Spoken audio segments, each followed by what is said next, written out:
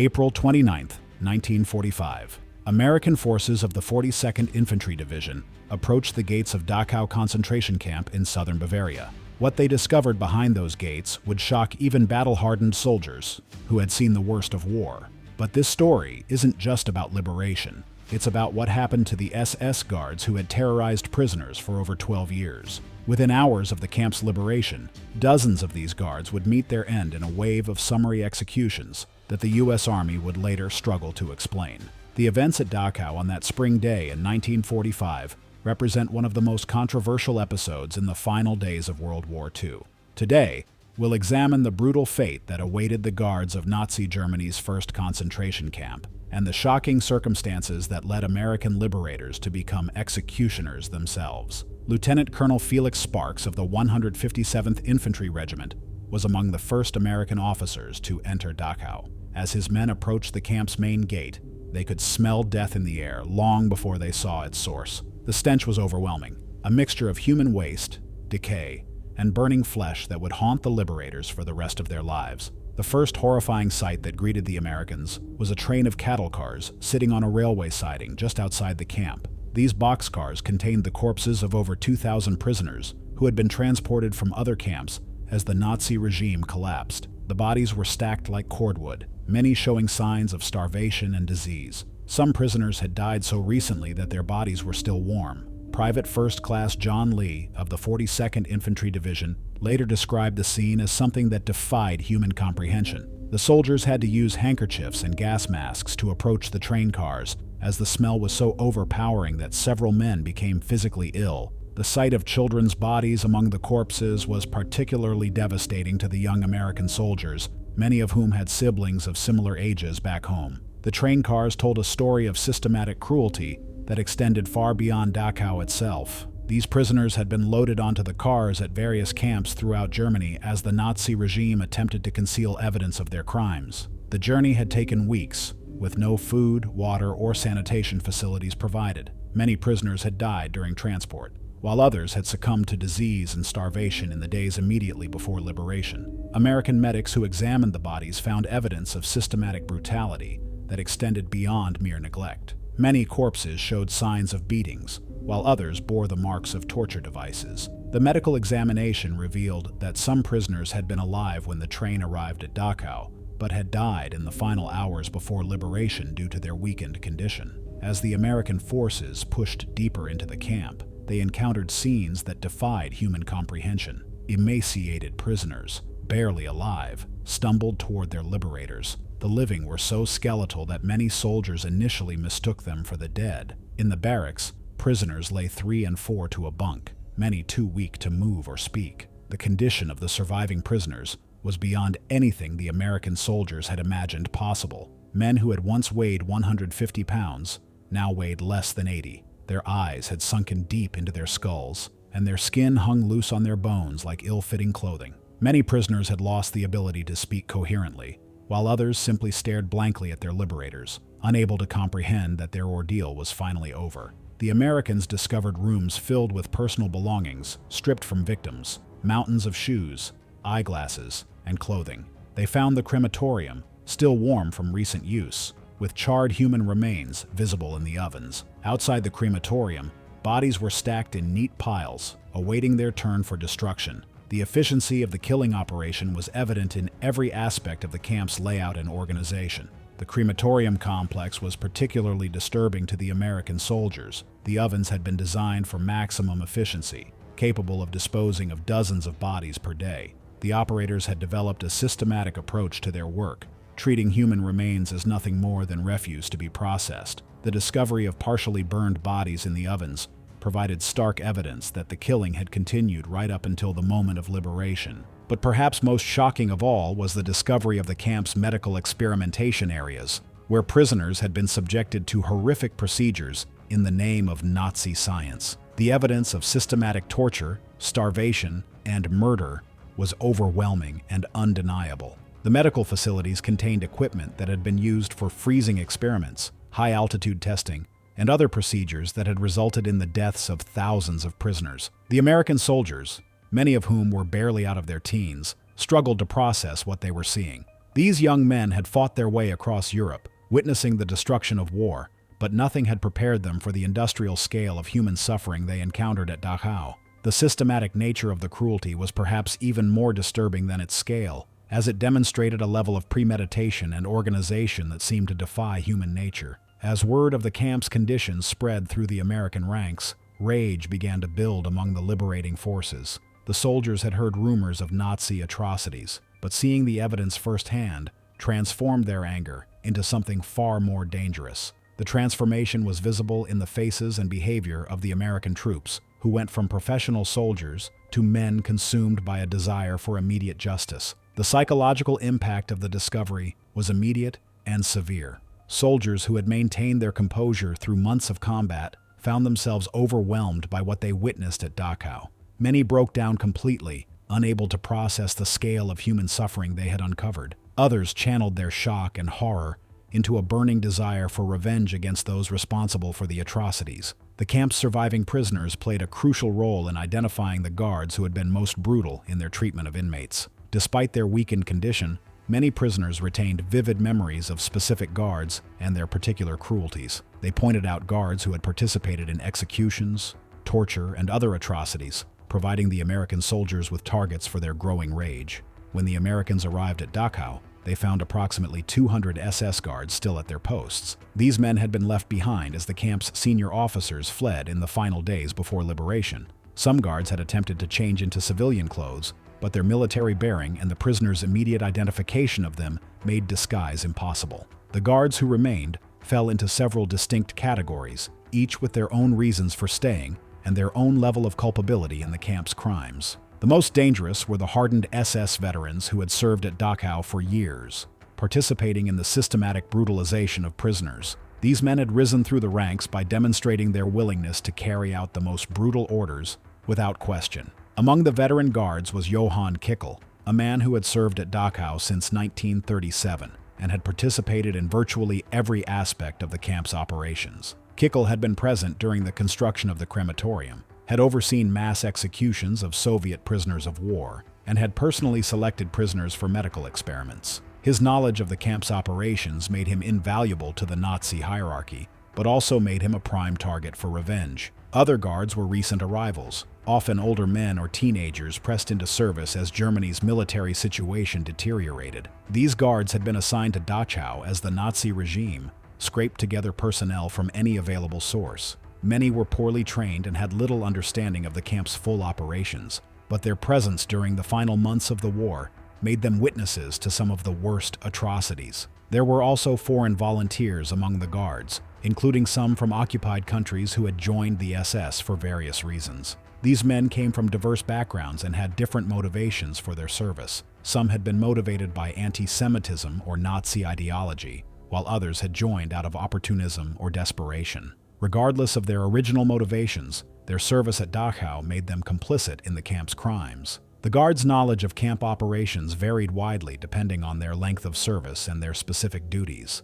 The veteran guards were intimately familiar with every aspect of the camp's operations, from the selection process for new arrivals to the disposal of bodies in the crematorium. They had witnessed the evolution of the camp's methods over the years and had adapted to increasingly efficient means of torture and murder. Many of these guards understood that their fate was sealed the moment Allied forces arrived. They had witnessed or participated in atrocities that would never be forgiven. The smart ones among them had fled weeks earlier, leaving behind only those who were too committed to the Nazi cause, too foolish to recognize the danger, or too low in the hierarchy to have advance warning of the camp's impending liberation. Some guards attempted to surrender immediately, hoping that their cooperation might spare them from the worst consequences. They offered to provide information about the camp's operations, the location of hidden documents, or the whereabouts of fled officers. These attempts at cooperation were often accompanied by claims that they had been forced to participate in atrocities against their will. Others tried to flee,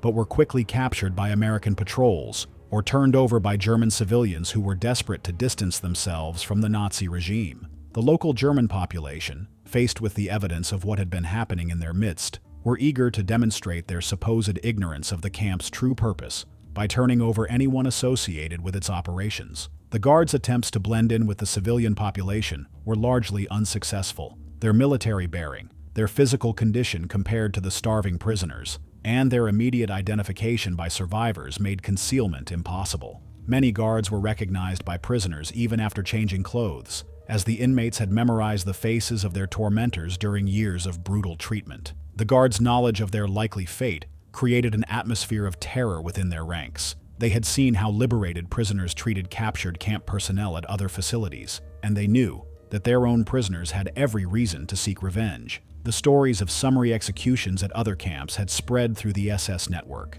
and the Dachau guards were well aware of what awaited them. Some guards attempted to ingratiate themselves with the Americans by providing information about the camp's operations or the location of hidden documents and valuables. They offered to reveal the locations of buried gold, stolen artwork, or important Nazi documents in exchange for protection. These attempts at bargaining were generally unsuccessful, as the American soldiers were more interested in immediate justice than in gathering intelligence. The guards' attempts at cooperation were largely futile, given the overwhelming evidence of their crimes. The evidence was all around them in the form of starving prisoners, mass graves, and the apparatus of systematic murder. The American soldiers needed no confessions or explanations to understand what had transpired at Dachau. The physical evidence spoke for itself, and the testimony of survivors provided detailed accounts of individual guards' participation in atrocities. The presence of so many witnesses to their crimes made the guards' position hopeless. Prisoners who had survived years of brutality could identify individual guards and describe their specific acts of cruelty. The guards who had been most brutal in their treatment of prisoners were particularly vulnerable, as survivors eagerly pointed them out to their liberators with detailed accounts of their crimes. But what the guards feared most was not just death, but the manner of their death. They had inflicted years of torture and humiliation on their prisoners, and they understood that their victims would want to repay that treatment in kind. The prospect of being turned over to the prisoners they had tormented was more terrifying than facing execution at the hands of American soldiers. The systematic killing of Dachau guards began almost immediately after the Americans discovered the full extent of the camp's horrors. The transformation from professional soldiers to executioners happened with shocking speed, as the accumulated horror of their discoveries overwhelmed the Americans' commitment to military discipline and legal procedures. The first executions occurred near the camp's coal yard, where a group of 17 SS guards had been assembled for processing.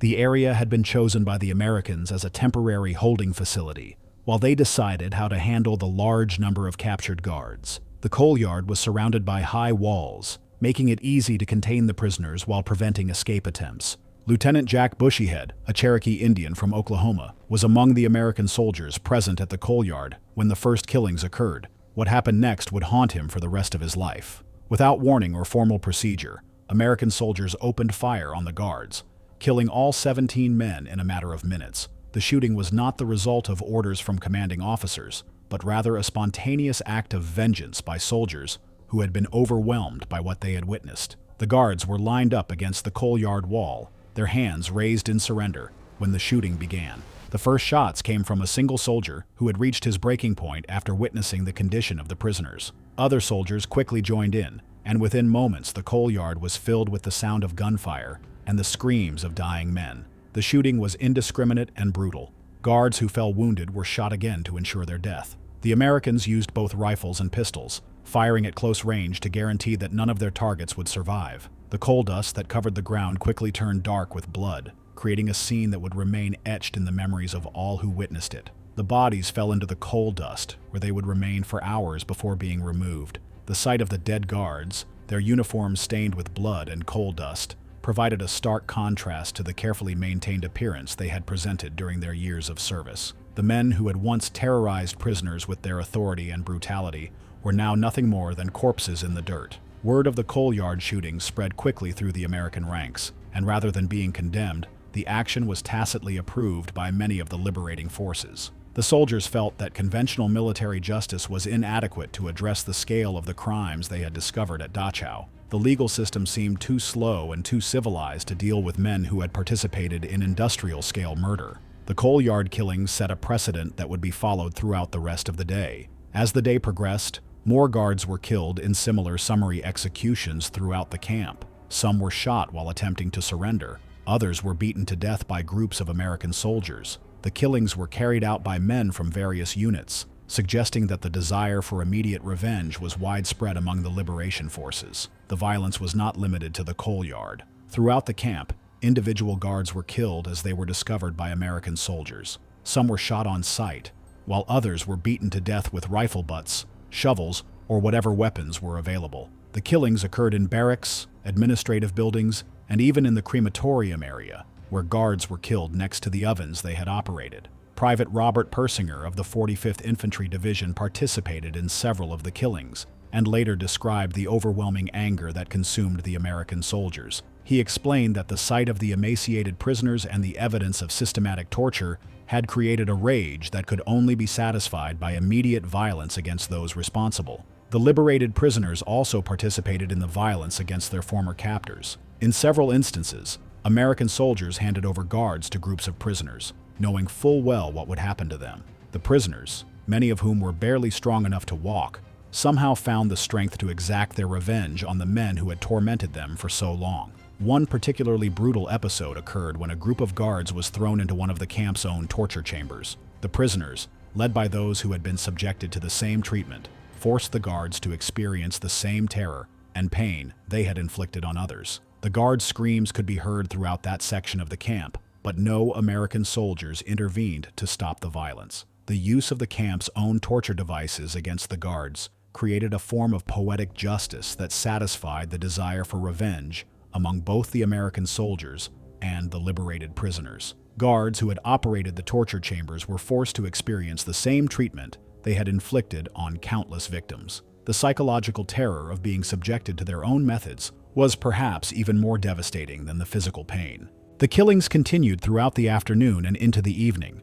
By nightfall, dozens of guards had been killed, their bodies scattered throughout the camp. Some had been shot, others beaten to death, and still others had died from injuries sustained during the chaotic violence that erupted as the camp was liberated. The American military leadership was faced with a crisis. They had lost control of their own men, who were committing what could only be described as war crimes against prisoners who had surrendered.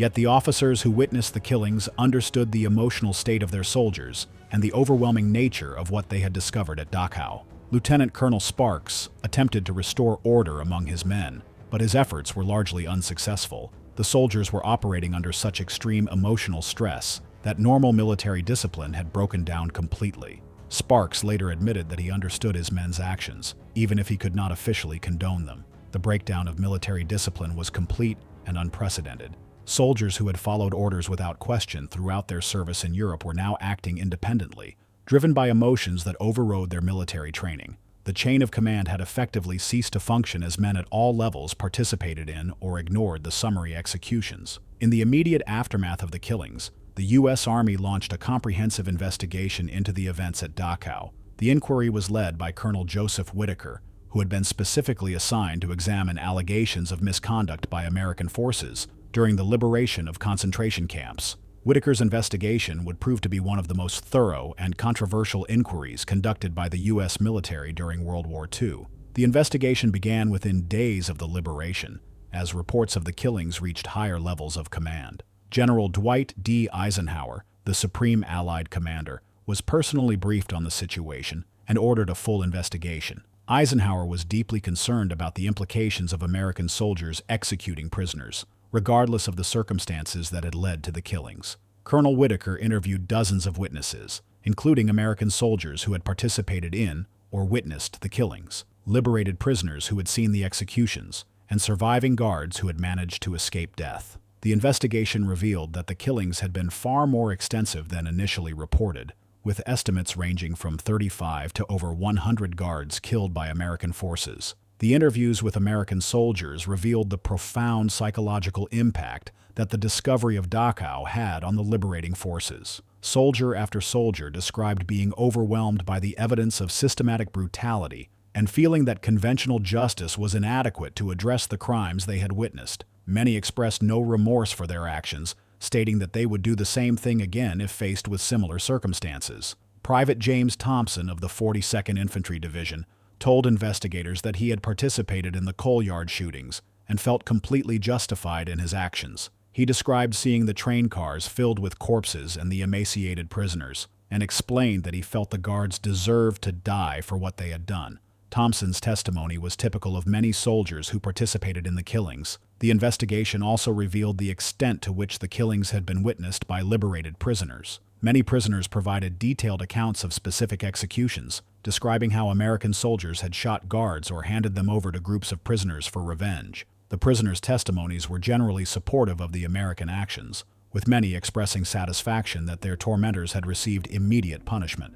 Survivor Heinrich Sturr, a German political prisoner who had been held at Dachau for 8 years, provided investigators with a detailed account of the executions. Sturr described seeing American soldiers shoot guards who were attempting to surrender, and explained that he felt no sympathy for the men who had brutalized him and his fellow prisoners for so many years. The investigation found that the killings were not part of any organized plan, but rather spontaneous acts of revenge by soldiers who had been traumatized by their discovery of the camp's conditions. The soldiers involved came from various units and ranks, indicating that the desire for immediate justice was not limited to any particular group within the liberation forces. However, the investigation also revealed some disturbing aspects of the command structure's response to the killings. Several officers had been present during the executions but had made no attempt to stop them. Some officers had even participated in the killings or had explicitly authorized their subordinates to carry out executions. This raised serious questions about the breakdown of military discipline and the failure of the officer corps to maintain control. Colonel Whitaker's report documented the sequence of events in detail, including the coal yard shootings and the subsequent killings throughout the camp. The report identified specific individuals who had participated in the executions, including both officers and enlisted men. The investigation revealed that at least 12 officers had either participated in or failed to prevent the killings of surrendered guards. The report also examined the role of liberated prisoners in the violence.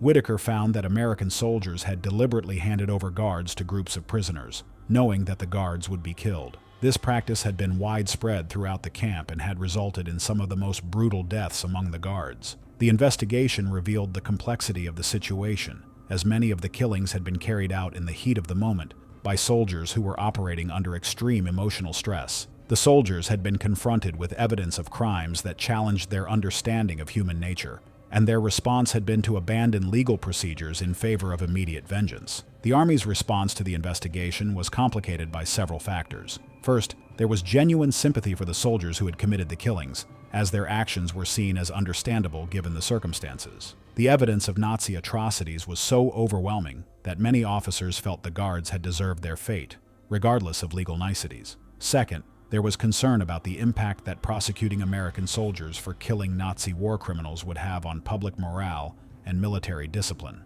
The American public was just beginning to learn about the full extent of Nazi atrocities, and there was little sympathy for the guards who had been killed. Prosecuting American soldiers for killing concentration camp guards would likely be seen as a betrayal of the men who had risked their lives to defeat fascism. General George Patton, who commanded the Third Army in the region, was reportedly sympathetic to the soldiers involved in the killings. Patton was known for his aggressive approach to warfare and his hatred of the Nazi regime, and he apparently saw the executions as a form of rough justice that was appropriate given the circumstances. Patton's attitude was shared by many other senior officers who felt that the guards had forfeited their right to legal protection. The investigation also revealed the challenge of maintaining military discipline in the face of such extreme circumstances. The soldiers who had participated in the killings were not criminals or sadists, but ordinary American men who had been pushed beyond their psychological limits. The Army had to balance the need for discipline with recognition of the extraordinary circumstances that had led to the killings.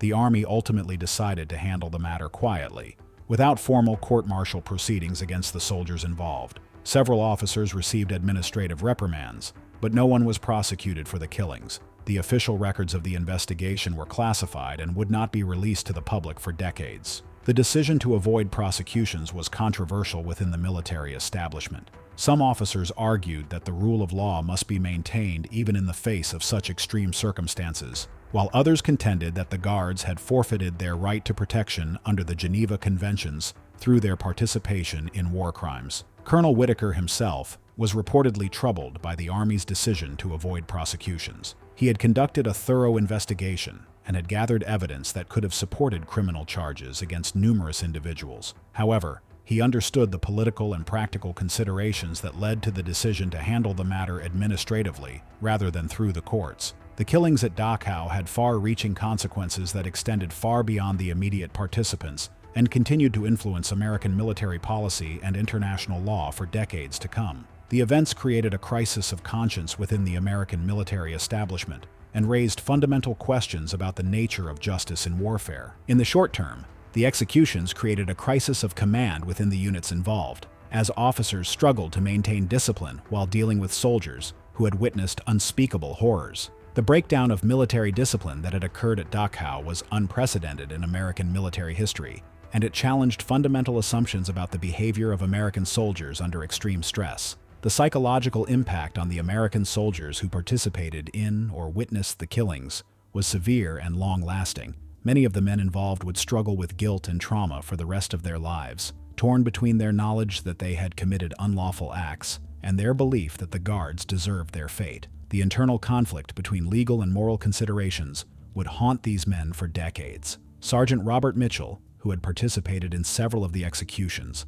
later described the psychological toll of the killings. He explained that while he felt no remorse for killing the guards, he was troubled by the way the executions had been carried out. Mitchell struggled with the knowledge that he had abandoned his military training and legal obligations, even though he believed his actions were morally justified. The veterans of the Dachau liberation formed a unique bond based on their shared experience of witnessing the camp's horrors and participating in the subsequent violence. Many of these men maintained contact for decades after the war, meeting annually to discuss their experiences and to support each other in dealing with the psychological aftermath of what they had witnessed and done. The liberated prisoners had mixed reactions to the killings. Some felt a sense of justice and satisfaction at seeing their tormentors receive immediate punishment. These prisoners had endured years of brutal treatment, and the sight of their guards being killed provided a form of closure that formal legal proceedings could never have offered. However, other prisoners, particularly those who had maintained their moral compass despite their suffering, were troubled by the descent into vigilante justice.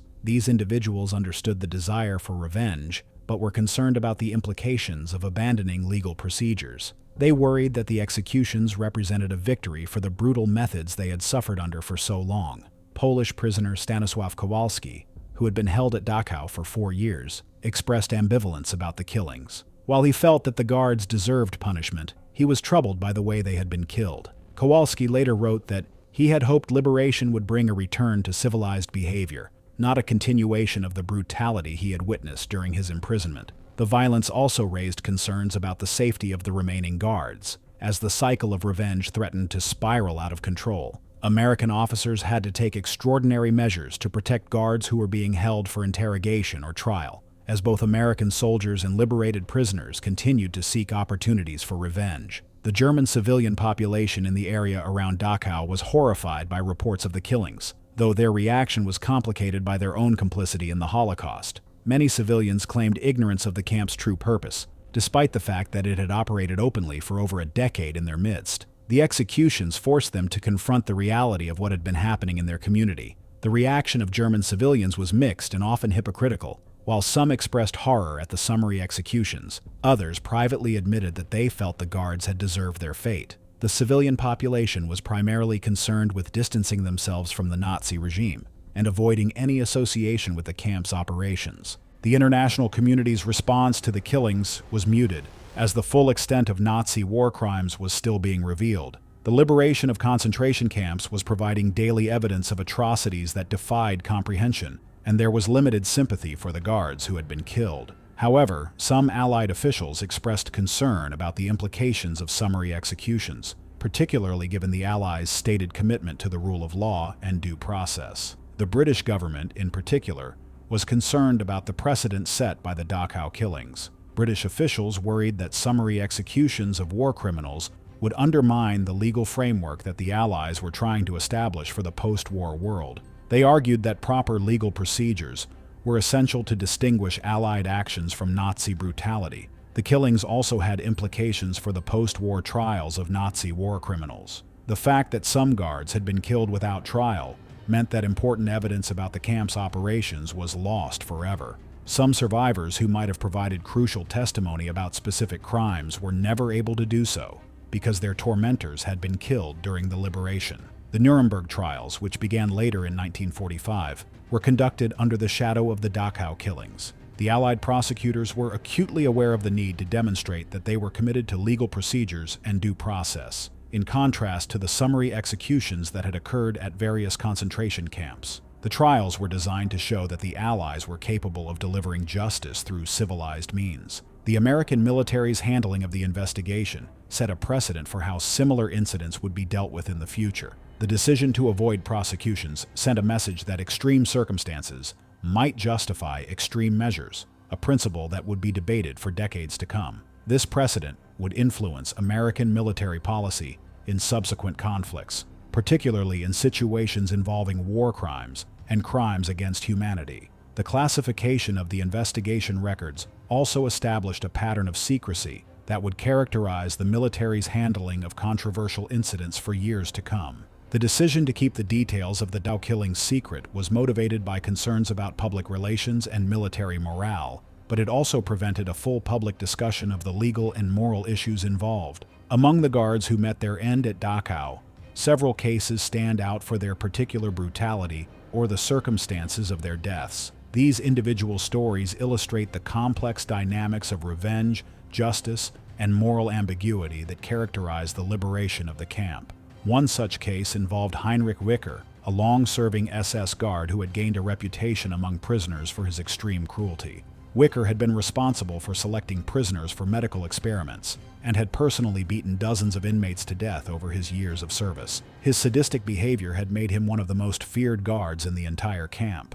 Wicker's background revealed the path that many SS guards had taken to their positions at Dachau. Born in Munich in 1910, he had joined the Nazi Party in 1931 and had been among the early recruits to the SS. His commitment to Nazi ideology was absolute, and he had volunteered for service at Dachau when the camp was established in 1933. Over the course of 12 years, he had risen through the ranks and had become one of the camp's most experienced and brutal guards. The prisoners' memories of Wicker were vivid and detailed. Former inmate Jacob Stern described how Wicker had forced prisoners to perform exhausting physical exercises until they collapsed, then had beaten them to death with a club. Stern recalled that Wicker seemed to take pleasure in inflicting pain and had often smiled while torturing prisoners. When the Americans arrived, Wicker was immediately identified by surviving prisoners as one of the camp's most vicious guards. Rather than attempting to flee or hide, Wicker apparently accepted his fate with resignation. He was captured near the camp's administrative buildings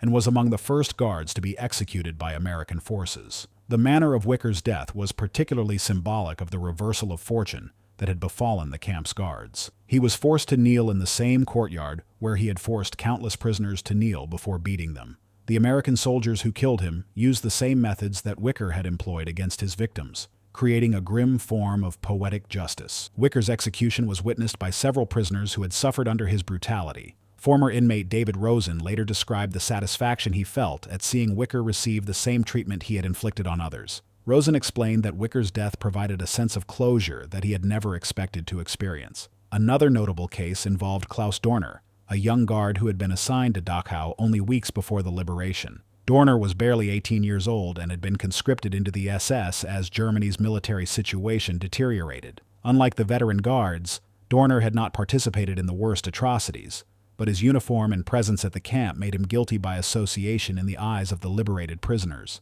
Dorner's case illustrated the complexity of assigning individual responsibility within the camp's hierarchy. He had been drafted into the SS against his will and had been assigned to Dachau without any understanding of the camp's true purpose. His duties had been limited to perimeter guard duty, and he had had minimal contact with the prisoners. However, Dorner's youth and apparent innocence created a moral dilemma for some of the American soldiers. Several witnesses reported that there was debate among the liberators about whether the young guard should be spared. Some soldiers argued that Dorner was just a boy who had been caught up in circumstances beyond his control. The debate about Dorner's fate reflected the broader moral complexity of the situation at Dachau. The American soldiers were faced with the challenge of distinguishing between different levels of guilt among the guards, but the overwhelming evidence of systematic brutality made such distinctions seem irrelevant to many. Ultimately, the testimony of prisoners who had been brutalized by guards of all ages sealed Dorner's fate. Survivor testimony revealed that even the youngest guards had participated in the brutalization of prisoners, and that age was not a reliable indicator of individual culpability. The prisoners' desire for revenge did not distinguish between veteran guards and new arrivals. Dorner was killed during one of the mass executions that occurred throughout the camp. His death was particularly tragic because of his youth and limited involvement in the camp's worst crimes, but it also illustrated the indiscriminate nature of the revenge that was exacted on all guards, regardless of their individual level of responsibility. The case of Friedrich Becker, a guard who had served at Dachau for nearly 8 years, illustrates the complexity of assigning individual responsibility within the camp's hierarchy. Becker had been present for some of the worst atrocities committed at the camp, including the mass executions of Soviet prisoners of war and the systematic murder of Jewish inmates. Becker's long service at Dachau had made him intimately familiar with every aspect of the camp's operations. He had witnessed the evolution of the camp's methods over the years and had adapted to increasingly efficient means of torture and murder. His experience had made him valuable to the camp's administration, but it had also made him complicit in countless crimes. However, Becker's case was complicated by testimony from some prisoners who remembered him as being less brutal than other guards. Several survivors recalled instances where Becker had shown small acts of kindness, such as sharing food or providing medical attention to injured prisoners. These testimonies created confusion among the American soldiers about how to categorize Becker's level of guilt. Testimony about Friedrich Becker's occasional acts of kindness highlighted the moral complexity within Dachau. While some survivors recalled him showing moments of mercy, such as giving medicine to a sick inmate, others remembered him participating in beatings and executions. This contradiction made it difficult to assess his guilt, but in the chaos of liberation, such nuances were often overlooked. Becker's claims of coercion were dismissed, and he was executed by American soldiers. His death underscored how, in the face of overwhelming brutality, distinctions between degrees of guilt seemed irrelevant. Otto Schultz, who ran the crematorium, had overseen the disposal of tens of thousands of bodies and perfected methods for erasing evidence of murder.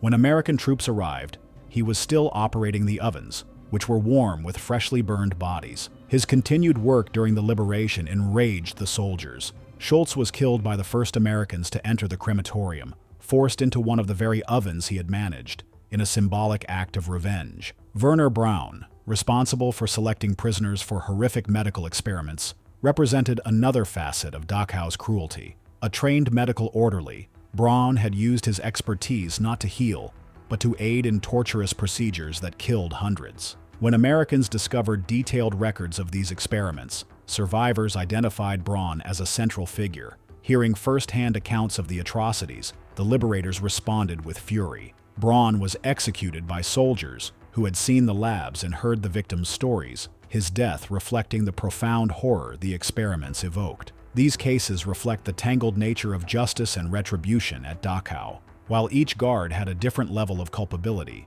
the scale of systematic brutality made individual distinctions seem meaningless. Their deaths marked not only personal reckoning, but also the symbolic dismantling of the camp's machinery of murder, built and operated over 12 years of terror. The killings at Dachau raised enduring questions about justice, revenge, and the rule of law. American soldiers, confronted with unimaginable atrocities, acted out of raw emotion, executing Nazi guards without trial. Their actions reflected both a deeply human response to evil and a troubling departure from the legal principles they had fought to uphold. The soldiers were unprepared for the scale of suffering they found. Shocked and enraged, they responded instinctively, seeking immediate justice where formal legal processes seemed inadequate. Their actions, while understandable, mirrored the very brutality they aimed to defeat. Liberated prisoners also took part in the violence, driven by years of suffering and denied justice. For them, revenge offered a form of closure that courts could not provide,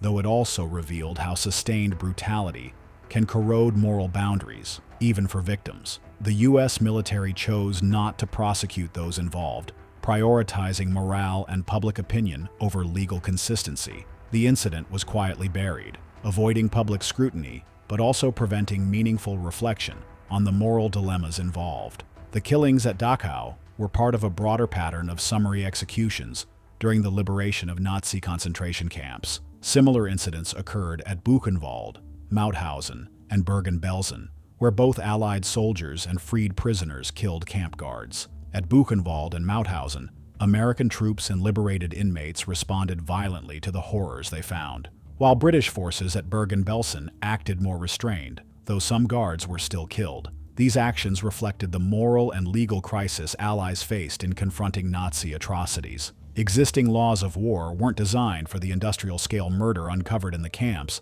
and formal justice seemed inadequate.